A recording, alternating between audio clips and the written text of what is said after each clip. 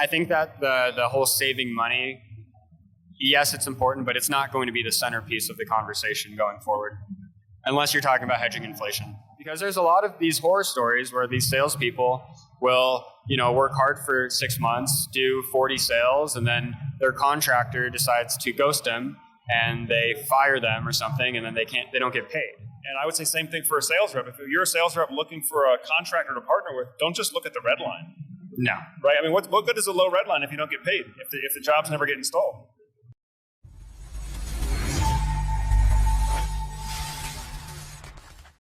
Hi, everyone. Welcome back to the Solar Surge podcast. And this morning, I've got another special guest for you here, Julian Todd Borden. Did I pronounce that right? You did, yep. All right. You did. And if you don't know him, then you must not be on YouTube because he's got some of the most popular solar videos on YouTube. And so, Julian, thanks for sitting down with us for the podcast. Really looking forward to chatting with you. Yeah, it's my pleasure. Thanks for having me on. Absolutely. No, I mean, I came across your videos, I think, before I even started my YouTube channel. And, for those of you maybe haven't seen him, but he does some of the great whiteboard videos, product comparisons, solar panel. I think that was what I saw was one of your solar panel comparison videos where you just kind of had everything broken down on a whiteboard. Here's the wattage, here's the STC, here's the temperature coefficient, and, just kind of getting right to the facts, ma'am, for the homeowner. So I guess if you don't mind, for those that don't know you, how did you get started in solar? Well, I would say about 7 or 8 years ago, coming out of college, trying to enter the real world, not really knowing what I wanted to do exactly. I studied business and I knew I cared about sustainability and the environment, but didn't really know, how to enter into that world and make a difference. I ended up eventually taking what's called a permaculture design course, which is essentially the science of living sustainably on the planet. It involves not just energy, but, food production, how to, build sustainably, farm management. There's multiple different aspects of it. I realized after the fact that being from San Diego, I am in probably the number one hottest market in the whole country. And so I thought, I'll, go after the energy production side of permaculture. And that's how I kind of became interested in solar. And here we are 7 years later. And I would say I've done probably about 1,000 installs in 6 or 7 years. So yeah, just trying to make, a lot of these salespeople have the goal to make $1 million. I want to do like 1 million systems, because I more gauge success off how many panels I've actually put on roofs, so that's been my goal. Okay. Well, that's great. That's great. So why YouTube? Why did you decide that you wanted to take your message to the marketplace through YouTube as opposed to, as you know, there's many different models, advertising, door to door. Why did you decide that YouTube was going to be your way of reaching out to the marketplace? Well, I kind of stumbled upon it on accident. I tried door knocking, maybe I got a few deals here or there, but maybe I'm just not the best door knocker, but I never was able to make it work. The YouTube videos were not made at first to be seen really by anyone except for people that I'm sending the videos to directly. As a solar consultant who is having the same conversation, 10 times a day, right? We kind of answer the same things over and over. And I simply got tired of repeating the same things, every day over and over. And I thought, hey, if someone asks me this common question, why don't I just send them a video that I've made that explains everything in detail? And, now I don't have to hop on the phone and deliver it in a subpar way compared to like an artfully crafted video that I know hits every point and explains it correctly. So I really just made the videos to save myself time. And then I guess YouTube decided that it was going to start pushing it. And then it became a lead generator after the fact. But it originally was just made to save myself time. That's great, man. That's great. When I started, it was actually kind of a similar thought process because I didn't know what to talk about. So a lot of the videos I would make were just frequently asked questions that like when I was meeting face to face with a homeowner. Yeah. What are the questions that I would typically get? And I would just make like a video answer. Yeah. To that. And that's kind of literally how I started. I started just like brainstorming what were the frequently asked questions. Like if I had to train my sales team how to answer the questions you're likely to get in the home, and then I just started making some videos on that. And But you hit a wave of success though, because for me that didn't work. Like I would get a few views, but like you said, it was mainly like whoever I sent the video to directly would watch it. It wasn't like YouTube picked it up as a hot video, but it was. Which one was yours? I think it was like some kind of like top 5 solar panels, or which solar panels are better. Which one of yours went super big distribution? I made like a 2021 top solar panel comparison video, and that was like the whiteboard video that I think you're talking about, and. For whatever reason, the title, the thumbnail, the editing, it was like the first video that I really made and focused on all the aspects of it. And now it has over 100,000 views like a year and a half later. So 100,000 isn't crazy, but in the solar space, it's decent. Yeah, so, For us, that's viral. I mean, my best video ever, I think, has 300,000 views. That's amazing. That's best one ever. Yeah, that's amazing. 100,000 is a great performing video.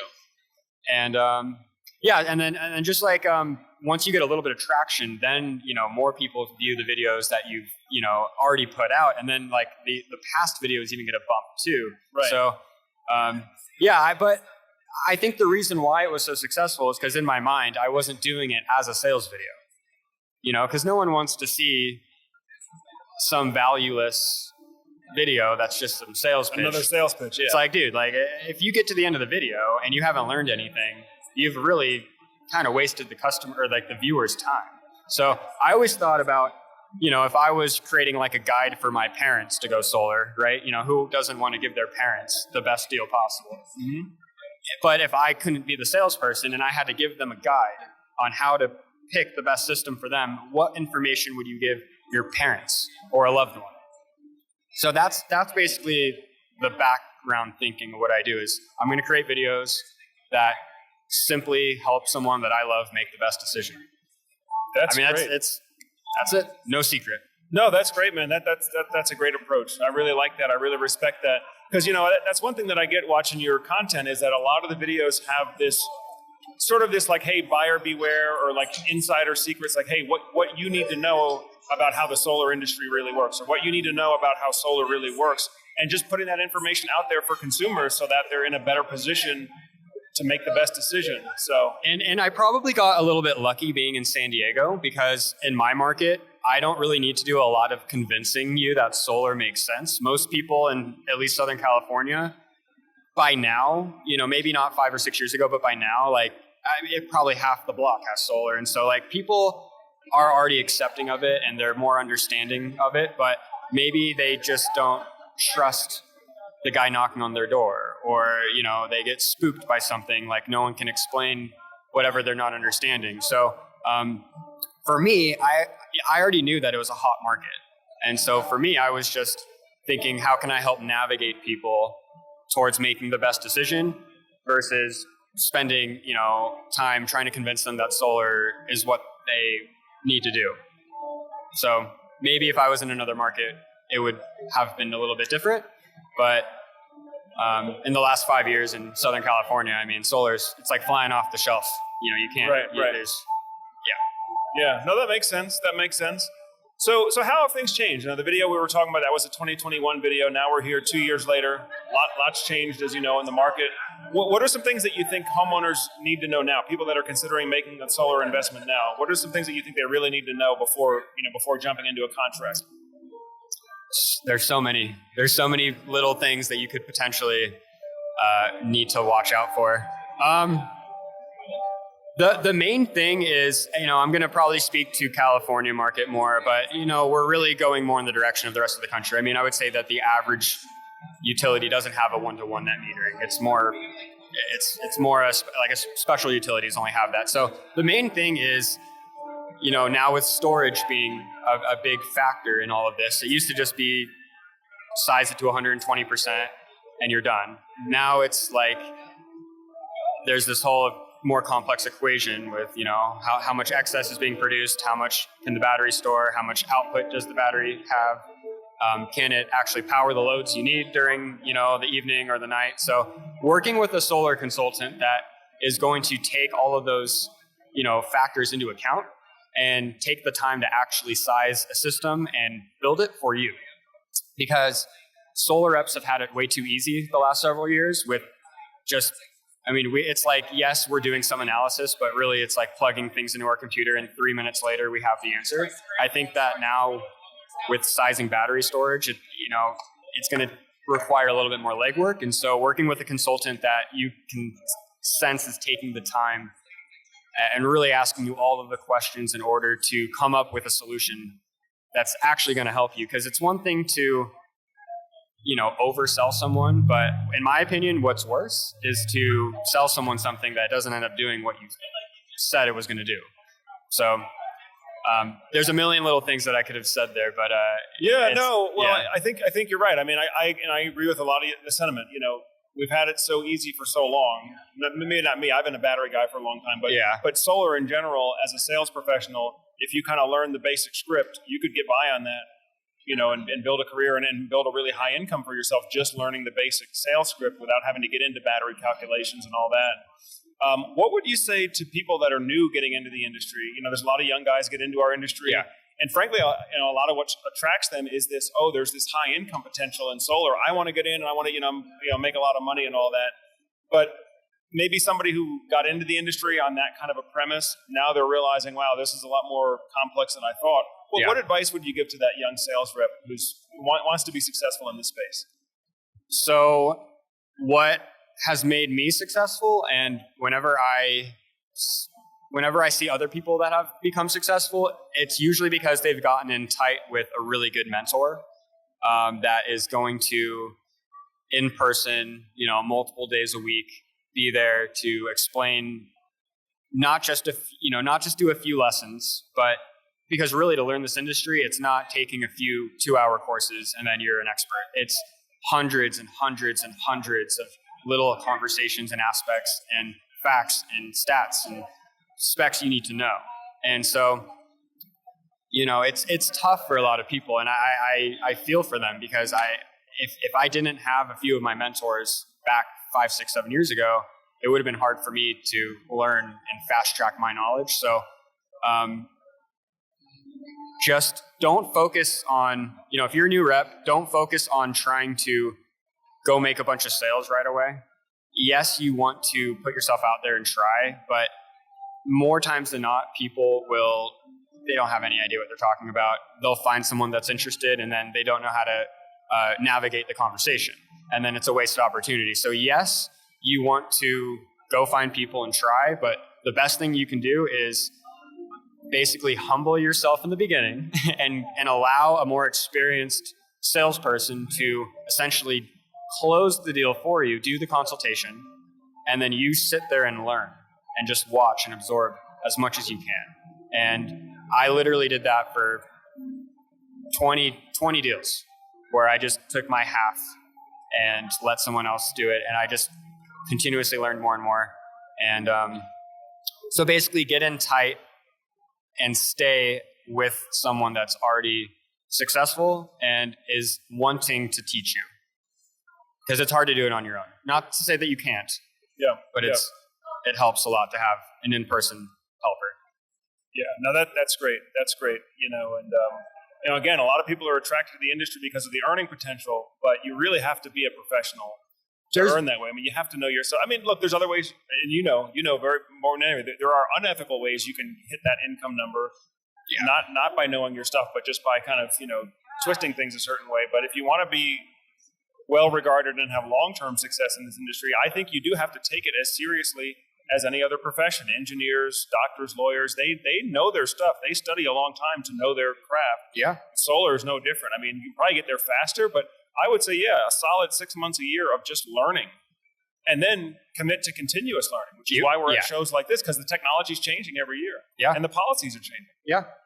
Yeah. If you don't continuously, stay up to date on the most recent news, I mean, you're doing the customer a disservice, because we're supposed to be proposing carefully crafted $20,000 to $80,000 systems on average, and I mean, if we steer the customer the wrong way, that's a lot of money. It's not like it's a $50 item that you want to get a quick one, and it doesn't matter if it's a useless product. Like, they're only going to do this once for the next 25 years. So making the best decision possible to me is going to not give them the best results. But like you said, in a long-term sustainable business, I mean, that's why the average rep is in this for 7 months and then quits, because they get homeowners mad at them, and then they feel bad, and they didn't even know what they were doing. Mm-hmm. Most of the time, they didn't even know that they were misguiding them because they weren't trained. Right. Now, another thing that I really am getting from the conference here today is that, although we might be operating on the sales and marketing side of the business, the other side of the business is the actual physical construction. Yeah. What we call EPC, engineering, permitting, construction. It's all one business at the end of the day. We all have to be successful together. Now, one of the things is a lot of these contractors are going to be going out of business here soon. Yeah. Not managing their cash properly, interest rates, rising, things like that. So what do you think?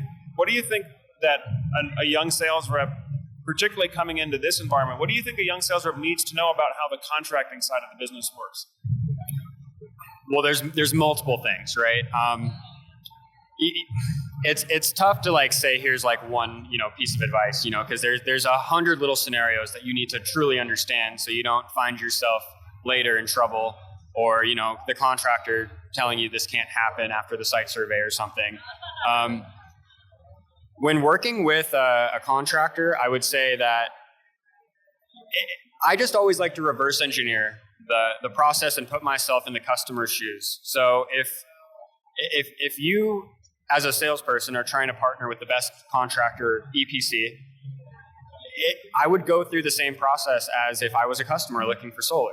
Does that EPC have good reviews? Do they, I would talk to other people to see their experience, because there's a lot of these horror stories where these salespeople will, work hard for 6 months, do 40 sales, and then their contractor decides to ghost them and they fire them or something, and then they don't get paid. So I've been in a similar situation, not exactly that, but that's happened a few times to me. So I would say before you get too in bed, right, with one company, make sure that they're truly legitimate and they're good to other people. Sure. Because it's not just, screwing over customers that's an issue. It's contractors basically taking advantage of their sales reps, which is really common. So it may be tough to find a genuine good company to work with. And I'd say that's probably the biggest challenge, because a lot of these solar, especially the sales organization leaders, a lot of them are they're greedy, and they see their potential to be the top of the pyramid, and that's their goal. And they're not really focused on one individual rep's success. They're focused on how big can my whole organization become. So understanding the true motives behind the EPC that you're partnering with will give you an insight to how the future is going to actually play out. That's great. And I'm glad you said it like that. And I guess it's just like we might tell the homeowners, homeowners, I say a lot, you can't shop for solar just on price per watt. It's not just a number. Solar is not just a number. Absolutely not. And I would say same thing for a sales rep. If you're a sales rep looking for a contractor to partner with, don't just look at the red line.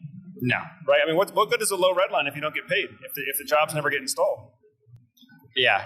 No, I mean, it's so much easier to just offer high quality equipment with experienced installers, with healthy, financially backed companies that are going to be on that person's roof in 2 to 4 months doing the installation.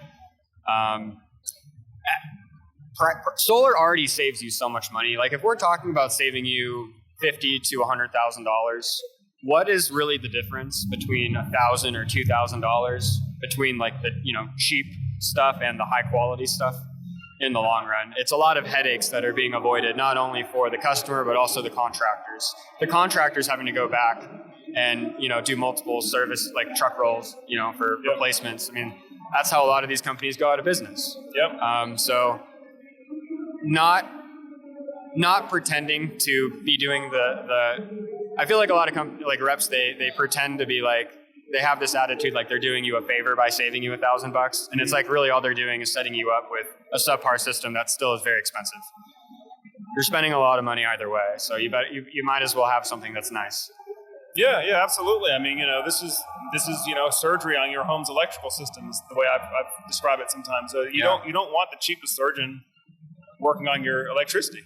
I mean, you wouldn't shop for a doctor that way. You wouldn't shop for a lawyer that way.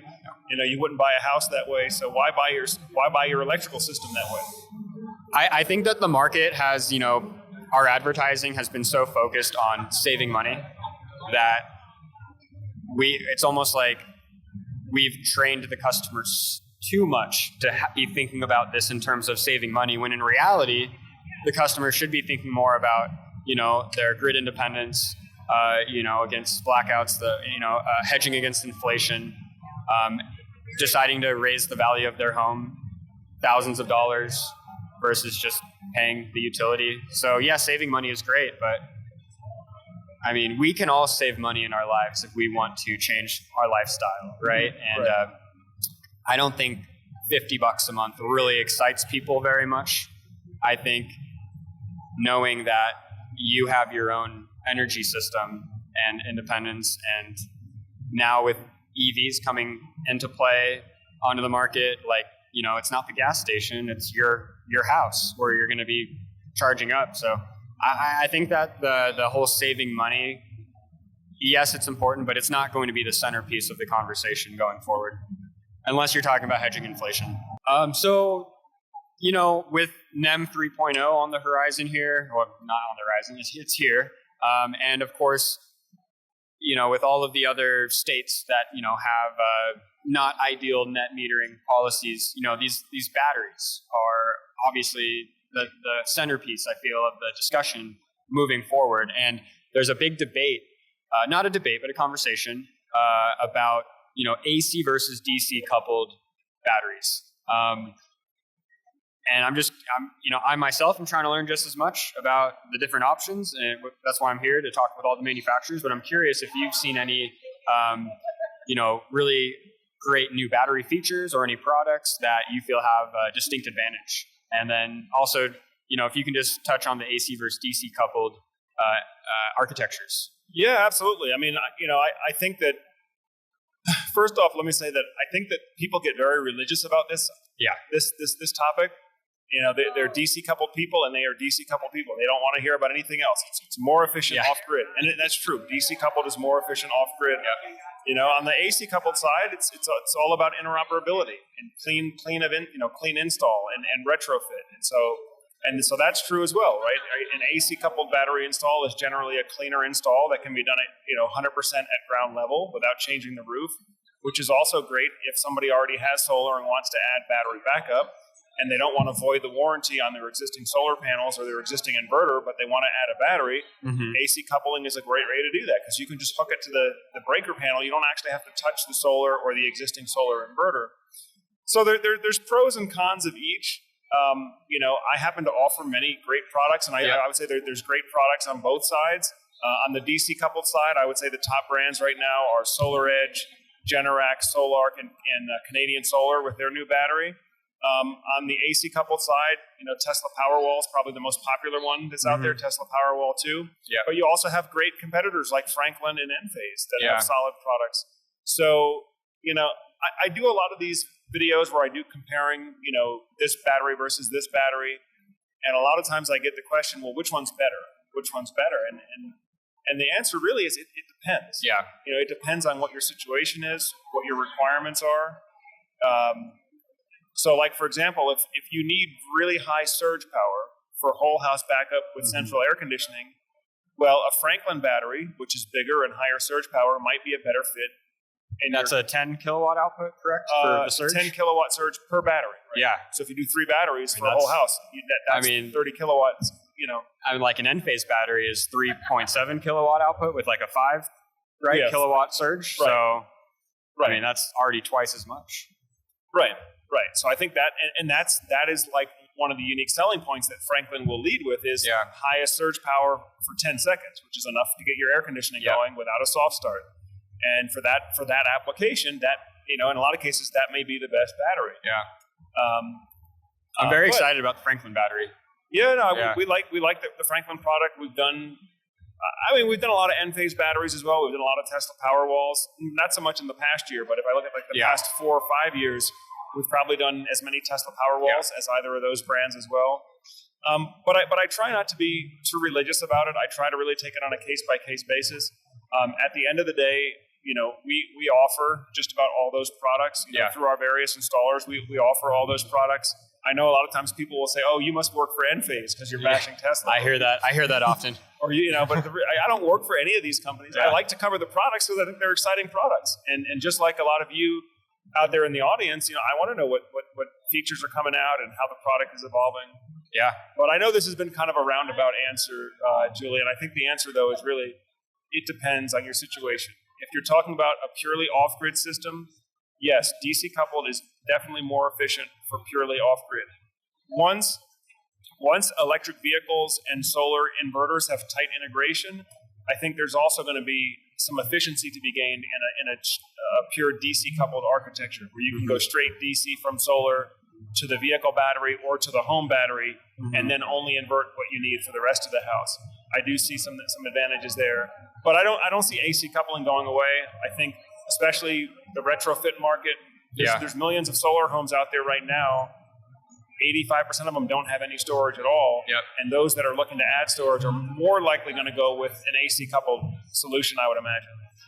Yeah, no, I agree. I'm very interested to see kind of what becomes the main choice moving forward, because I feel like the microinverters, enphase, they've really ruled the just grid tied without storage system for the last several years.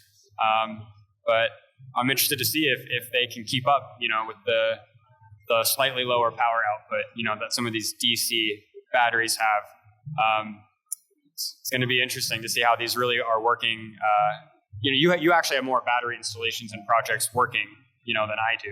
So I am interested to see kind of how this all plays out.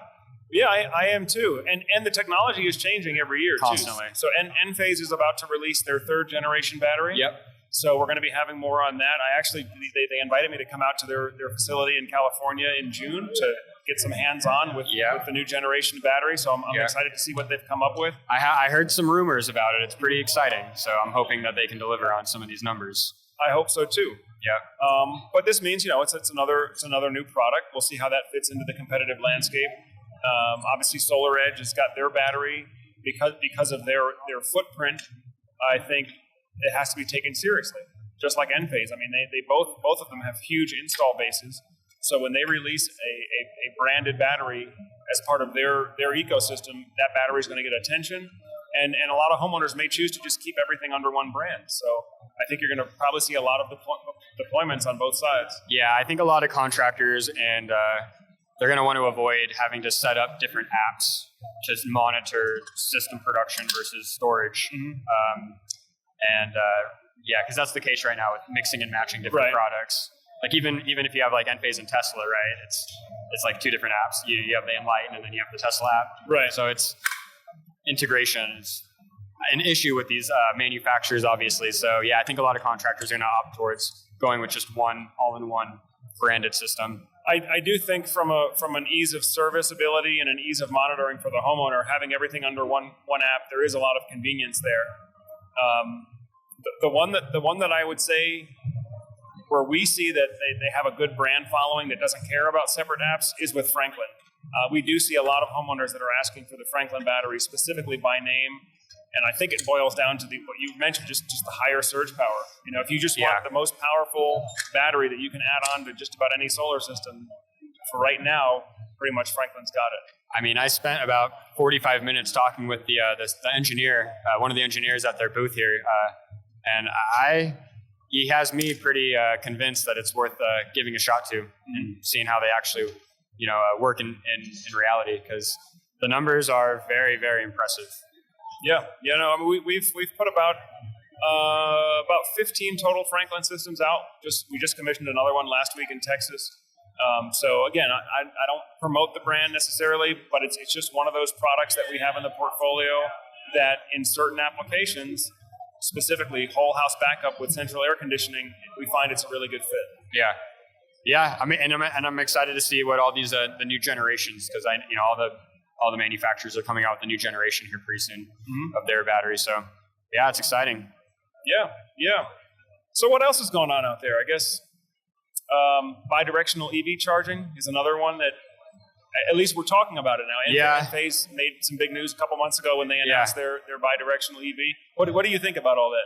Well, I mean, if you look at just like the capacity of an electric vehicle versus the capacity of a home battery, I mean, like a Tesla Model 3 is around 70 kilowatt hours or something like that, or 75, depending upon the model you get. So, I mean, we're talking about oftentimes 10 kilowatt hour battery packs. So if you just look at that in terms of how much capacity the car has versus your home battery, oftentimes your car is going to have 4, 5, 6 times the capacity, sometimes even more. So, it's funny because unless you are dealing with constant blackouts, I don't think that the car is really going to come into play, because it's not like you're always going to just casually have your car at home for the perfect peak arbitrage timing. You're going to be out doing stuff. Right. So at first I thought this is going to replace the need for the home battery, but as time goes on, I'm realizing that you probably won't be able to rely. It's a cool feature, but I don't think it's going to replace the need for your own storage at home. But I'm excited to have the ability to, plug your car in and it power your house. I mean, that's very cool. Yeah, no, I think it's a good option to have. I think you're right, though. For California, we're using the battery for rate arbitrage. That means, you charge the battery when it's cheap, you sell it back to the grid when you can get a good payback for it. Yeah.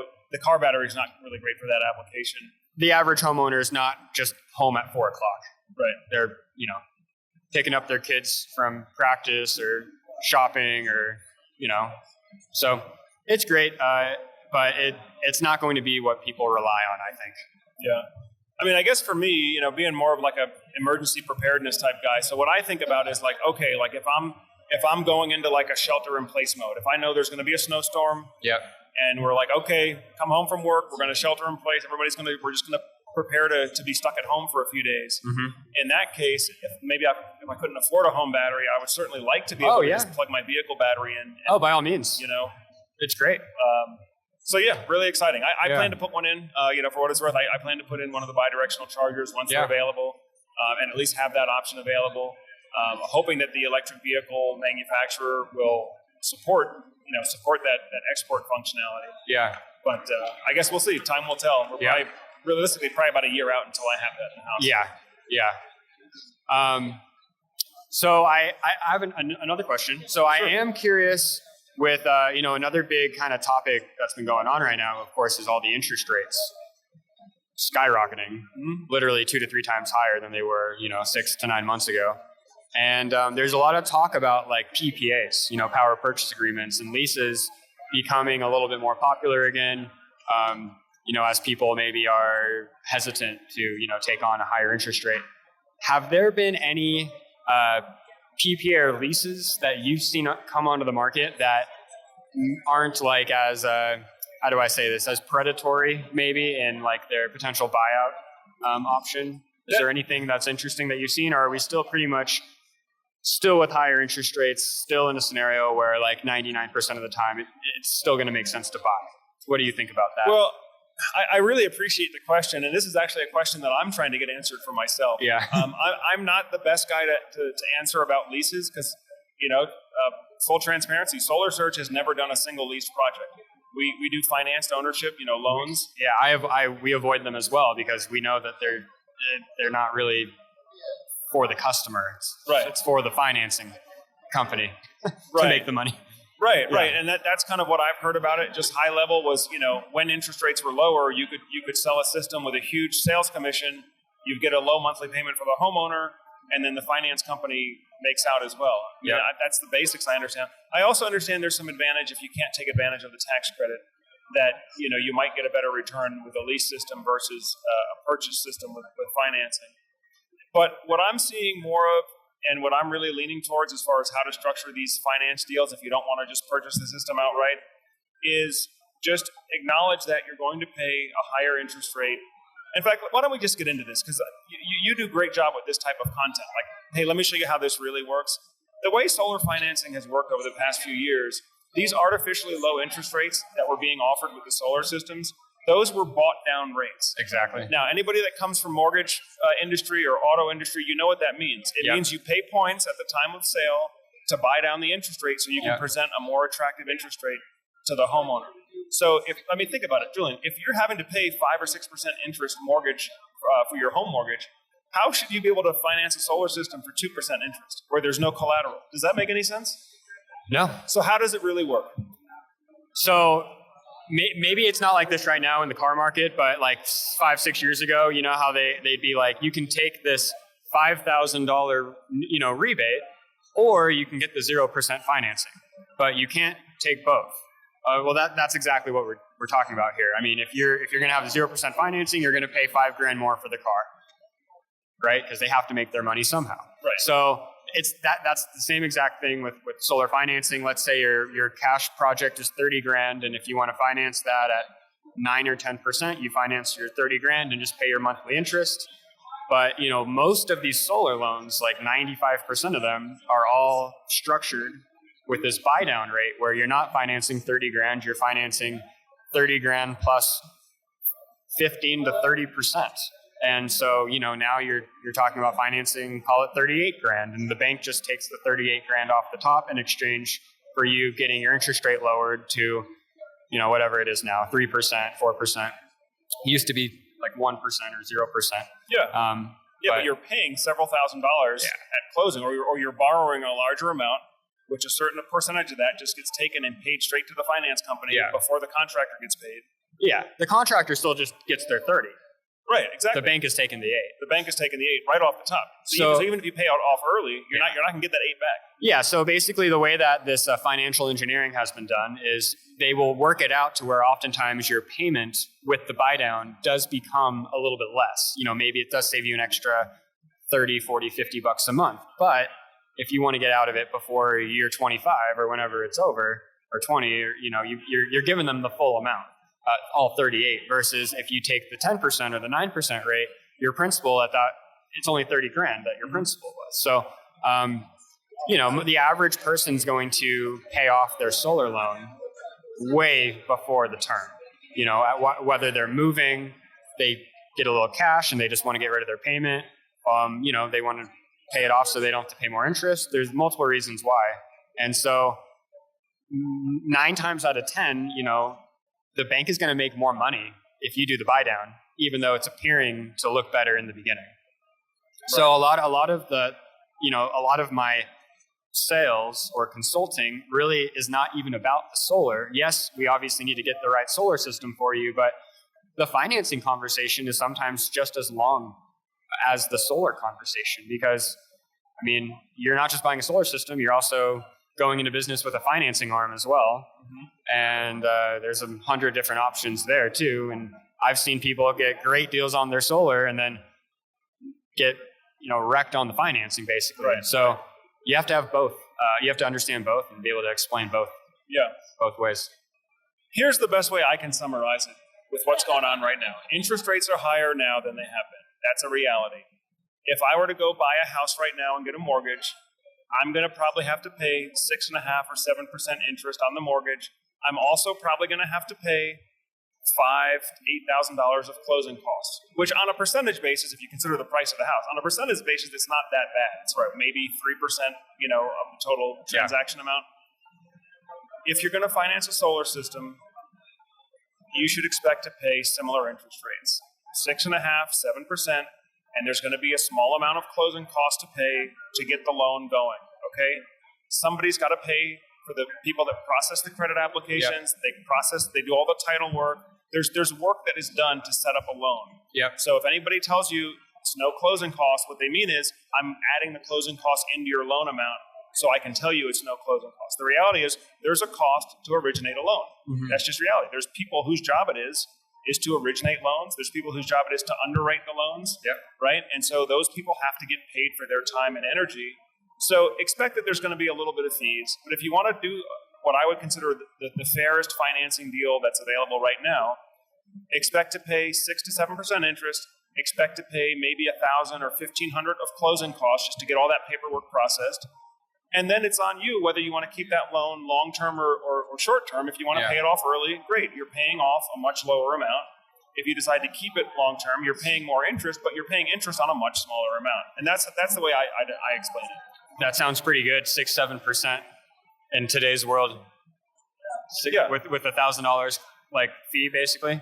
Yeah, I mean, that sounds pretty good to me. What I'm seeing for an average-sized California home, if you want to finance at 6 to 7% interest, you're going to pay about $1,500 of closing cost or origination fee, whatever you want to call it. You're going to pay about $1,500 of origination fee to get the loan set up. Are you saying that that's what the interest rates are for the average solar loan as well, or just for mortgages? No, for solar. I mean, that's what I'm seeing. Like the loan that I use most frequently right now for California is the dividend 25 years 6.49. And it has the fee is. I mean, the fee is going to be dependent on the size of the project. But if you take a typical size project, like a $30,000 project, that's about where you're. Really? Yeah. It's really good financing.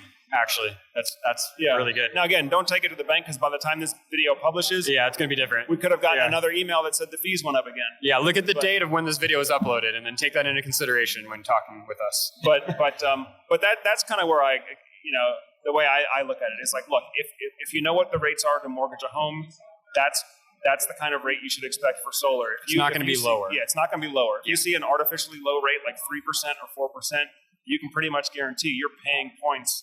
Or somehow you're paying a higher price to get that lower rate. And if you as a homeowner, like let's say you are being offered, a financing plan, and you're not really sure if that's the real price, I would commonly recommend people ask what the cash price of the project is to that sales rep. And if they don't want to admit to you that there isn't another cash price, ask them for the cash discount, because that'll be their workaround to give you that lower price.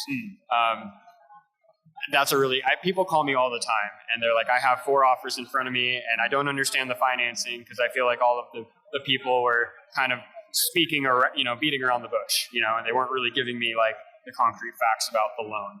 So. Yeah. I mean, again, a lot of stuff out there.